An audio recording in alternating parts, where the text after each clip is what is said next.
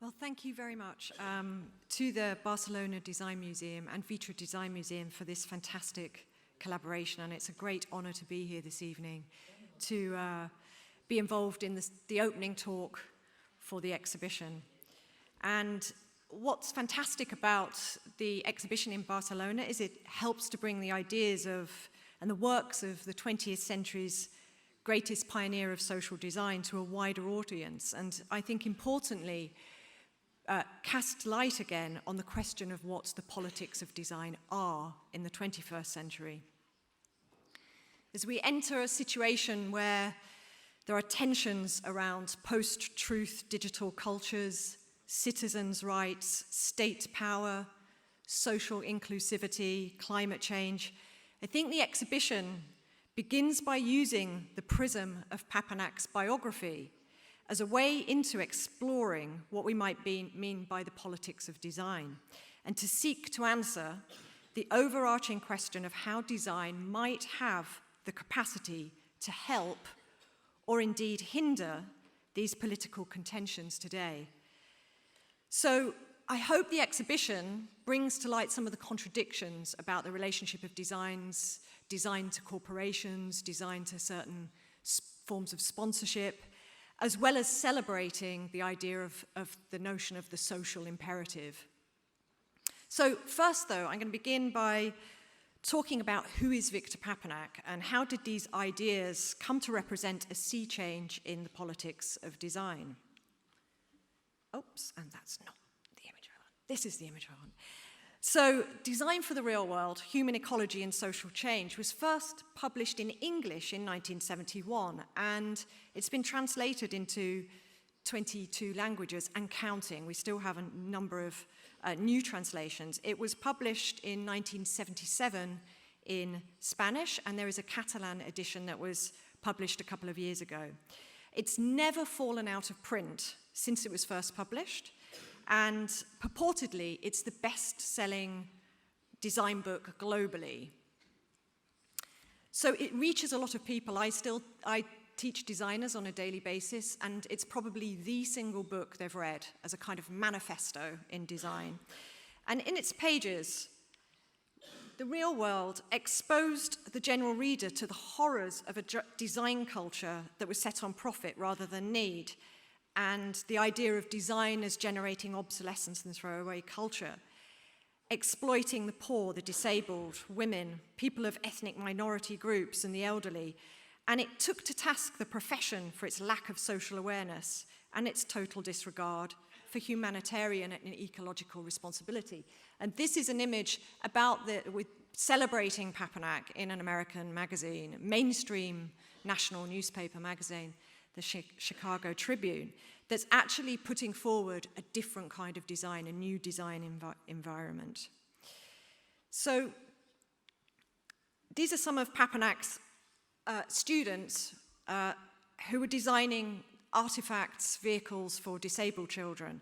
And the idea was that it was very much conceived in the 1960s, the book. So it was this idea about a counterculture, a time of enormous social upheaval, and it created a kind of manifesto for economic and material change.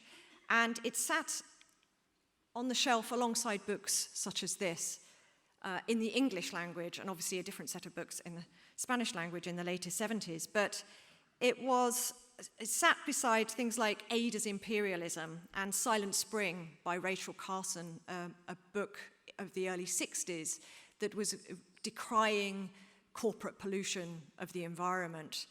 And it really started to be part of an design activist handbook set.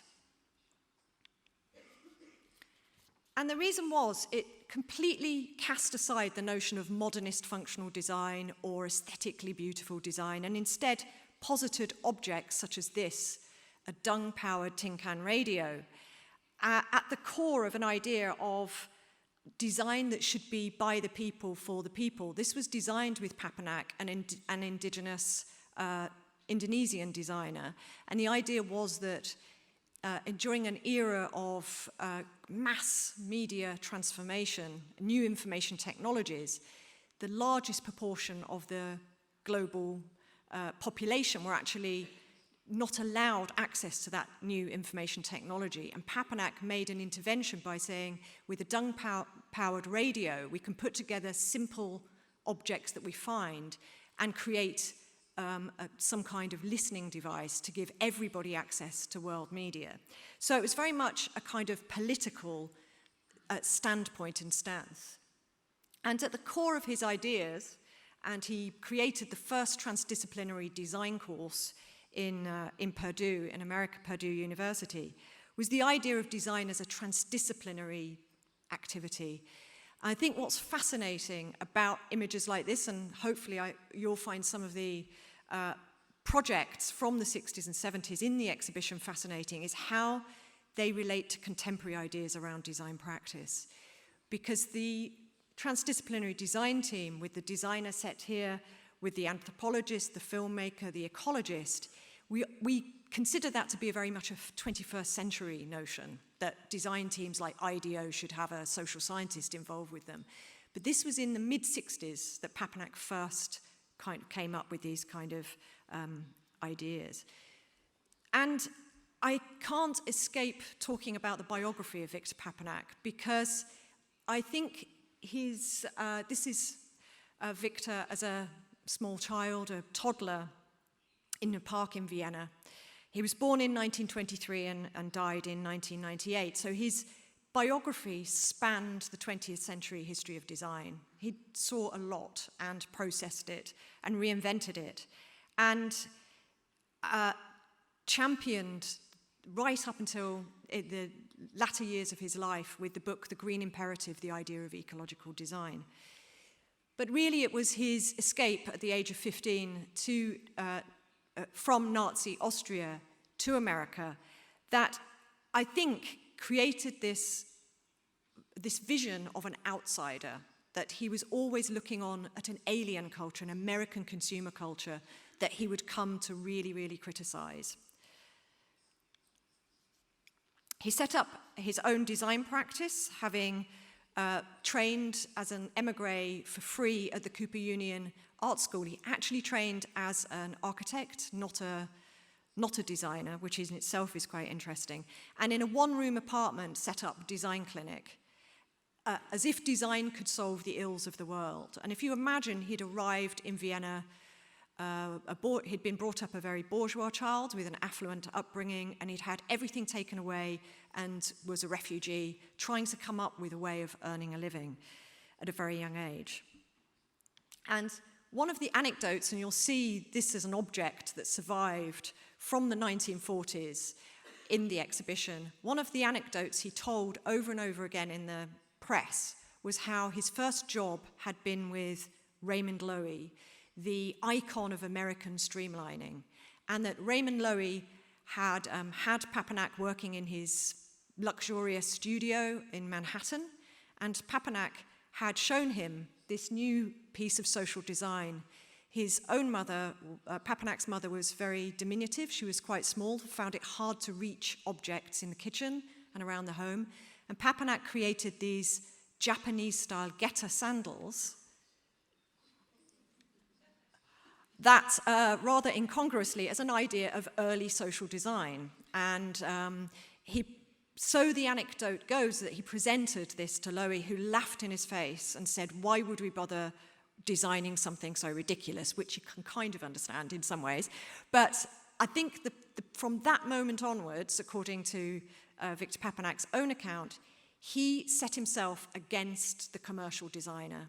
He wasn't going to design streamlined Coca-Cola bottles or streamlined pencil sharpeners and enormous ornate streamlined locomotives. He was going to be an apostle of a group of social designers that would change the world through empathy, thinking about others, thinking about other users. And to do this, like lots of émigrés, like Neutra, like Schindler, Austrian émigrés that had worked with Frank Lloyd Wright and been apprenticed, Papanek took on an apprenticeship with Frank Lloyd Wright and became part of this kind of culture of, he absolutely admired Frank Lloyd Wright his entire life as the great American hero of architecture. If one imagines arriving in New York as a refugee, 15 years old, and having the ambition to become a designer or an architect, affiliating yourself to someone like Frank Lloyd Wright would be a great way of really creating your kind of CV, your resume, and your connections. Now, there are no formal records of Papanek having actually been an apprentice at Taliesin with Frank Lloyd Wright, despite the fact that throughout his life he refers to this. So I would say we're unsure if it's a fact or if it's a fiction that he created to help himself kind of create a profile. However, in the Papanek Foundation archive, there is this slide here on the right that is, we've checked its authenticity in terms of the color that was used during that period in photography, and it is the breakfast table of Frank Lloyd Wright at the end, and the photographer has left their seat and their napkin on the seat and got up and taken this impromptu photo. If there's any Frank Lloyd Wright experts that knows where this image came from, but we have checked the Frank Lloyd Wright foundations, they have no record of the image, it could be authentic.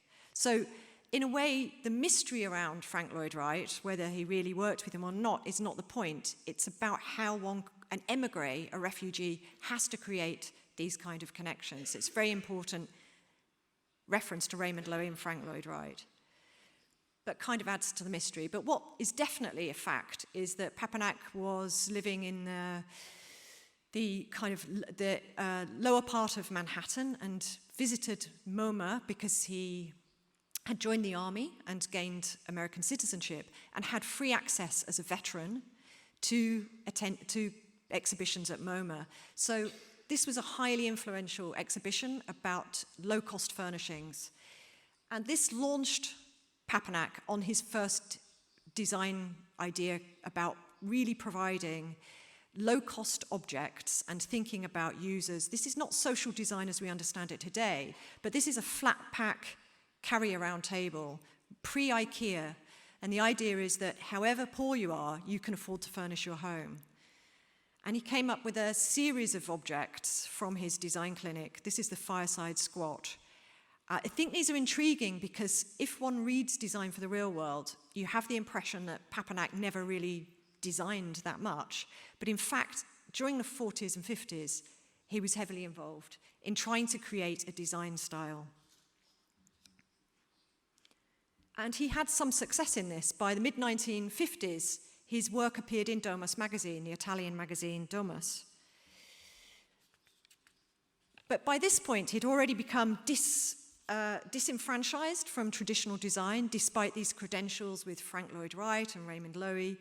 And he worked at Ontario Art College and actually started his own TV show, Design Dimensions, with this fabulous list of program titles. And this was about educating the masses in the horrors of bad design. And this was also at the height of Marshall McLuhan's work in media. Media is the message. And Papanek actually worked for a short time with Marshall McLuhan and published in his very, very important journal. So these connections are quite astonishing, and I think it's only an outsider that could create this kind of network of extraordinary connections during this period.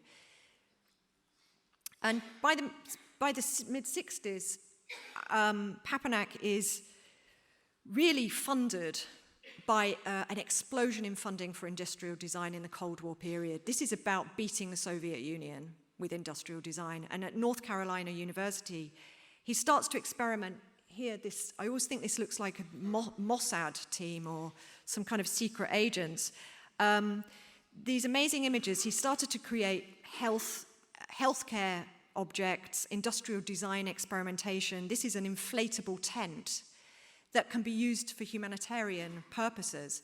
But I think what's interesting about this and quite a few of Papanek's designs is that, of course, it could also be used for military purpose. And this is Cold War funding.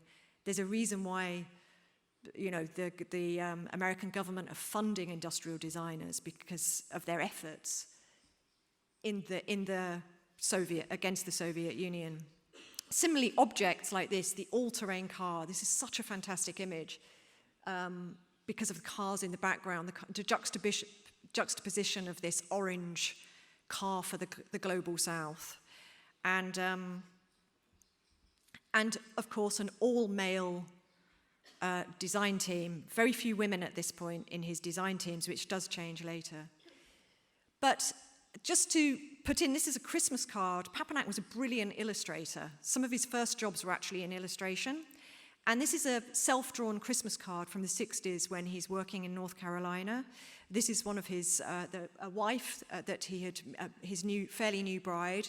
And he obviously wants to represent himself as this power couple, this glamour. He's definitely competing with Buckminster Fuller and other figures, Charles and Ray Eames. So this idea of the kind of green ecological figure that is later on, clearly Papanek's working out who he is within the profession, and he's definitely the man about town here.